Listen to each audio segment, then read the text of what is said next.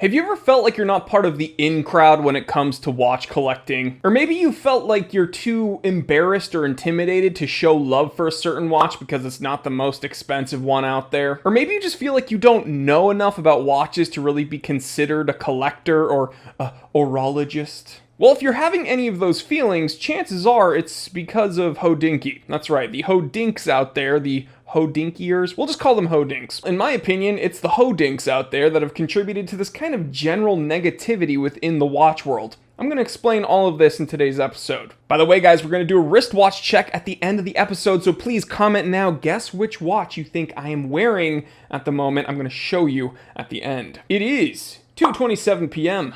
Let's get down to business.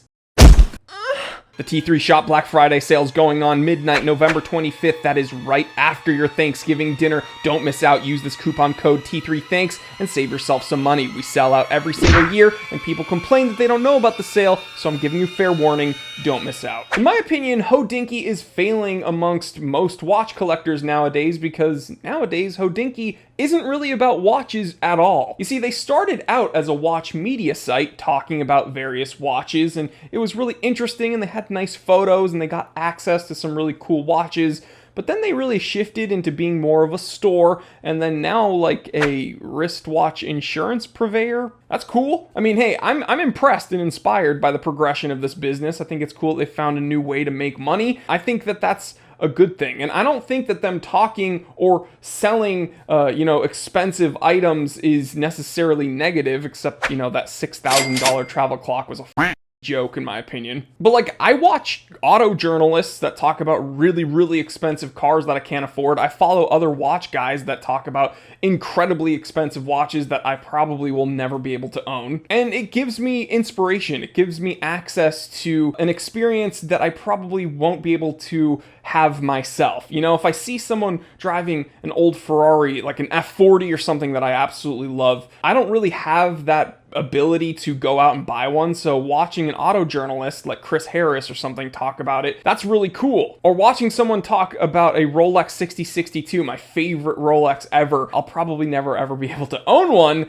but that gives me some experience and insight, just, living vicariously through whoever is on screen. I really think the reason Hodinkee is failing with most watch lovers right now is because Hodinkee isn't operating in a space most watch collectors can really relate to or even understand, unless you're wearing the uniform. What do I mean by that? Well, you see, Hodinkee has cultivated a community of aficionados that all say and wear the same thing, and they value being part of the group more than simply, enjoying and engaging with the hobby. And when I say uniform, I literally mean uniform. Like, they all wear sports coats 24/7, doesn't matter what they're doing or when it is, they're going to be wearing a sport coat. They're going to probably be wearing a sweater or a turtleneck, and definitely some form of expensive loafers. That's like, you're not in the crowd, you're not in this group unless you wear those things. And although I'm kind of being tongue-in-cheek there, it goes further than what they wear. They speak about things, and they speak in ways that really distance themselves and separate themselves from hoi polloi like me and you. For instance, they're reference number hounds. They only speak in reference numbers. It's kind of like a code that people entering the hobby probably won't understand, and if you don't get it, then you're poor.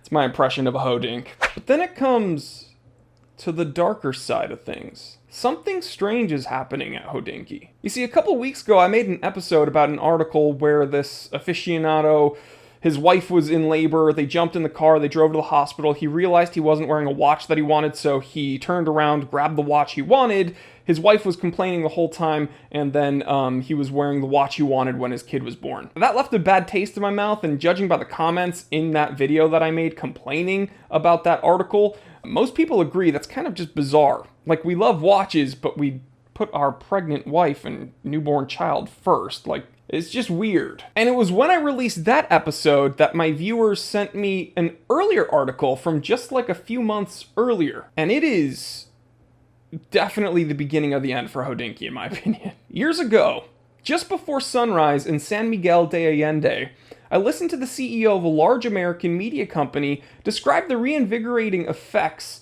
of seeing his romantic partner being romantic with someone other than himself. It gave him a new appreciation for someone he knew all too well. It helped him see her afresh. Now, watches are not people, but the same principle applies. And to experience this revitalization without rolling the dice on your relationship, give a friend or lover your watch while you two are hanging out. I bet you'll see the watch and possibly even the person in a different light.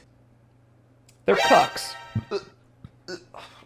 And guys, you can be into whatever you want, okay? I love anime titties. I'm no saint here, but I just feel like making these try-hard, like overly romanticized comparisons between someone cucking themselves and you having someone else wear one of your watches, it's cringy and it's vulgar and it's, again, just super duper try hard. Like, I'm all for romanticizing watches and sentimental value attached to watches. Heck, I love vintage watches specifically because these watches have been on the wrists of many different people, and the stories the watch could tell and the experiences the watch holds, it's all very interesting to me, and yes, somewhat romanticized. But to go and take it a step further and go in the depths of vulgarity and say, oh yeah, me giving my watch to someone else is like me watching someone f*** my girlfriend. It's really weird.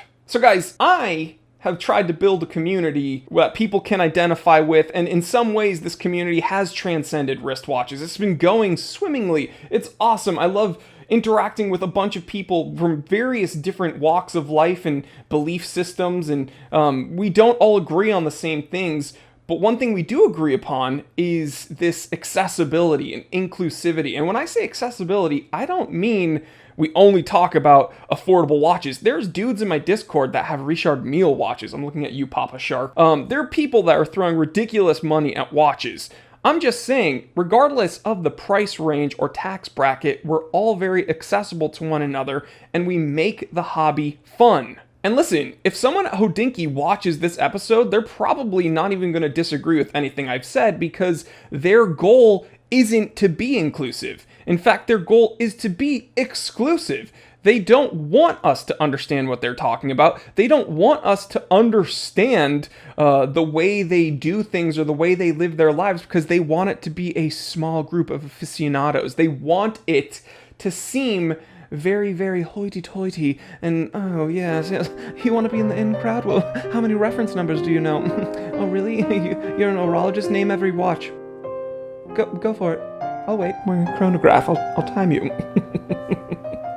Can't do it, can you? But listen, this makes sense. At the end of the day, Hodinkee is a business. They're trying to target a certain demographic. They've built a very strong community of people who think the way they do and who buy their products. I mean, that $6,000, it was a $5,900 travel clock, sold out, which means a bunch of these hodinks threw a bunch of money just to get a travel clock that they probably will never use, but they want to put it on their bookshelf and say, I'm a hoding. So I get why they do it. I'm proud of them. I think it's cool that they have such a successful business, but let's not lie to ourselves and say that Hodinkee is for watch lovers. All right, guys, if you made it to the end of the episode, it's time for a wristwatch check. Who got it right? I am wearing my Rolex Date. This is reference number 1500. That's 1500. This is a 34 millimeter oyster case, automatic, threaded crown, at least a 100 meter water resistance rating, a big old magnifier on that date, and yeah, drilled lugs. Just a very versatile watch, and probably my favorite Rolex ever made, other than the 6062 that I'll never be able to purchase myself. But hey, what watch are you wearing? Leave me a comment in the comment section and I will interact with you there. And guys, the giveaway is still going on. We are just under 10,000 subscribers on T3 Time to Drive, my automotive channel. Click the link in the description below, subscribe, leave a comment on any of those episodes, and you can be entered to win 3 very cool watches, in fact. So there's 3 chances to win, and yeah, don't miss out, guys. And if you are still here, check out this episode about a Rolex similar to this one that solved a murder. Gato, clip it! Today's story takes place in 1996 when a fisherman off the coast of South Devon, UK, pulled up something that he was not expecting. A dead body. All right, guys, I will catch you on the next one. Stay happy, stay healthy, stay blessed. I'm Jory Goodman, the Time Teller, and always remember, I didn't invent time. I just tell it.